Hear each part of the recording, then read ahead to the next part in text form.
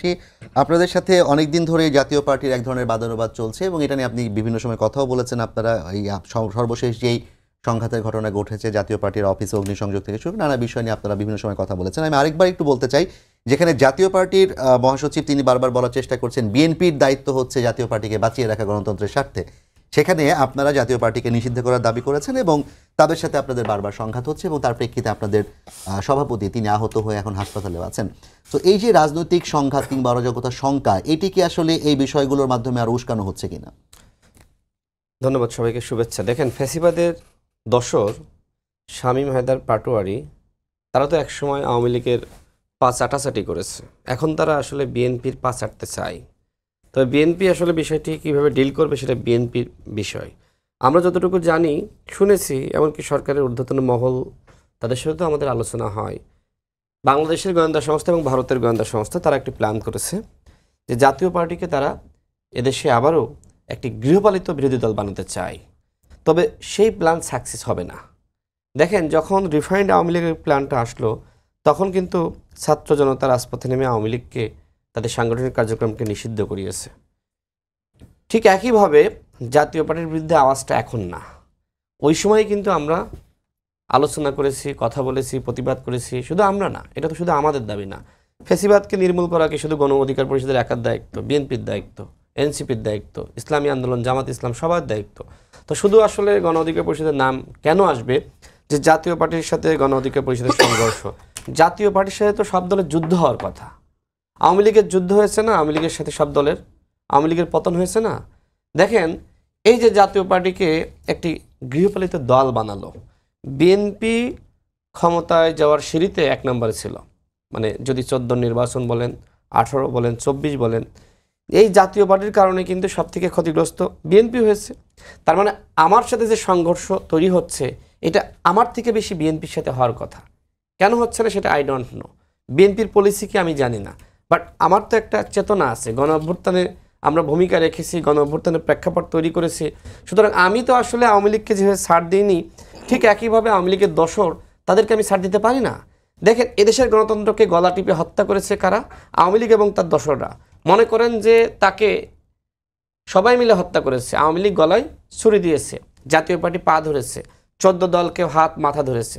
তা আপনি শুধু আওয়ামী লীগের বিচার করবেন যে সে গলায় ছুরি দিয়েছে, বাকিদের দোষ নাই? জাতীয় পার্টি একই ধরনের দোষ করেছে। সুতরাং জাতীয় পার্টির বিরুদ্ধে সরকারকে ব্যবস্থা নিতে হবে। এখন আমরা তো এই আন্দোলন এই 29 আগস্ট করেছি এরকম না। প্রধান উপদেষ্টা বরাবর স্মারকলিপি দিয়েছি, প্রধান নির্বাচন কমিশনার বরাবর স্মারকলিপি দিয়েছি। আমি নিজে 1.5 মাস আগে, আপনার টেলিভিশনে নিউজ হয়েছে, আমি প্রধান নির্বাচন কমিশনারের সাথে বৈঠক করে সেখানে তাকে বলেছি যে আপনারা কেন তার নিবন্ধনটা স্থগিত করছেন না।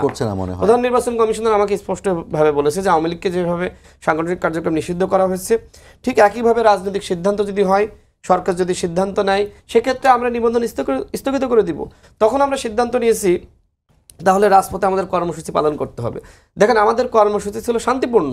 আমরা যখন মিছিল নিয়ে যাচ্ছি, আমরা কাকরাইলে যাব, তখন জাতীয় পার্টির কার্যালয় অনেক ভিতরে। এই ঘটনাগুলো আমরা জানি। আমি যদি একটু আপনার কাছে জানতে চাই যে আপনারা আওয়ামী লীগের কার্যক্রম নিষিদ্ধ করা হয়েছে, তারপর আওয়ামী লীগ প্রথমে 100-2 তারপর 100-5, এখন হচ্ছে 1000 খানে কিংবা তারও বেশি লোক নিয়ে তারা প্রকাশ্যে দিবালোকে মিছিল করছে, যেখানে আপনি আওয়ামী লীগের কার্যক্রম নিষিদ্ধ করে আটকাতে পারছেন না, আর আপনারা জাতীয় পার্টি কিংবা অন্য দলগুলোকে নিষিদ্ধ করার দাবি করছেন। এটা কত বাস্তবসম্মত মনে হয়? দেখেন, এই সরকারের সব থেকে বড় ব্যর্থতা শুধুমাত্র সরকারটা পরিবর্তন হয়েছে, মানে আওয়ামী লীগ গিয়ে অন্তর্বর্তীকালীন সরকার, কিন্তু সচিবালয়ে আপনি আওয়ামী লীগ খুঁজে পাবেন, পুলিশে পাবেন, র্যাবে পাবেন, বিভিন্ন বাহিনীতে পাবেন। দেখেন, যারা বাংলাদেশে আয়নাঘর তৈরি করেছিল, যারা ক্রস ফায়ার দিয়েছে, যারা গুম করেছে, খুন করেছে, এই সরকার তাদেরকে চিহ্নিত করতে পেরেছে, তাদের বিরুদ্ধে ব্যবস্থা নিতে পেরেছে? পারে নাই। এমনকি এই সরকারের দায়িত্ব ছিল একটি প্রতিরক্ষা সংস্কার কমিশন গঠন করা, সেটাও সেই সাহসটা তারা করতে পারেনি। গা উজাড় হওয়ার সম্ভাবনা আছে কিনা এক্ষেত্রে? আবার বুঝি নাই, ঠকবাজতে গা উজাড় হওয়ার সম্ভাবনা আছে কিনা? সেটা তো আসলে অন্য বিষয়। দেখেন, আমরা সরকারকে বারবার বলেছিলাম যে আপনারা সংস্কার করবেন, ভালো কথা, কিন্তু সংস্কারের আগে আওয়ামী লীগকে বিনাশ করেন। যে ফ্যাসিবাদ 16 বছরে তৈরি হয়েছে সেটা বিনাশ করেন। কিন্তু সরকারের একটা পলিসি ছিল, শুরুর দিকে সরকার একটা ভুল পলিসি নিয়েছে যে দীর্ঘ 16 বছরে রাজনৈতিক তকমা দিয়ে যাদেরকে বঞ্চিত করা হয়েছে তাদেরকে যদি আমরা একযোগে ফিরিয়ে আনি তাহলে তারা ওই নিজ দলের এজেন্ডা বাস্তবায়ন করতে পারে। সেই জায়গায় আওয়ামী লীগকে তারা রেখে দিয়েছে। এখন আওয়ামী লীগ কত বড় কালসাপ, এই যে এখন হাজারে হাজারে মিছিল বের হচ্ছে, এখন কি করবেন? পুলিশ তো তাদেরকে প্রোটেকশন দিচ্ছে, পুলিশ যাচ্ছে না, থানার ওসি কথা শোনে না, সচিব কথা শোনে না, এসপি কথা শোনে না, কাদেরকে আপনি বসালেন? এই সরকার তো এই কারণে ব্যর্থ হচ্ছে যে আমাদের কথা সরকার শোনে নাই। দেখেন এই বক্তব্য শুধু আমাদের না, রুহুল কবির রিজভী প্রতিদিন বলছে যে এই ফেসিবাদকে রেখে আপনি কিভাবে অবাধ সুষ্ঠু নিরপেক্ষ নির্বাচন জাতিকে উপহার দিবেন। এই কথা তো আমাদের না শুধু, আর আপনি জাতীয় পার্টির মধ্যে ফেসিবাদ আপনি রাখতে চাচ্ছেন, ওদেরকে রেখে আপনি কিভাবে সুষ্ঠু নির্বাচন করবেন?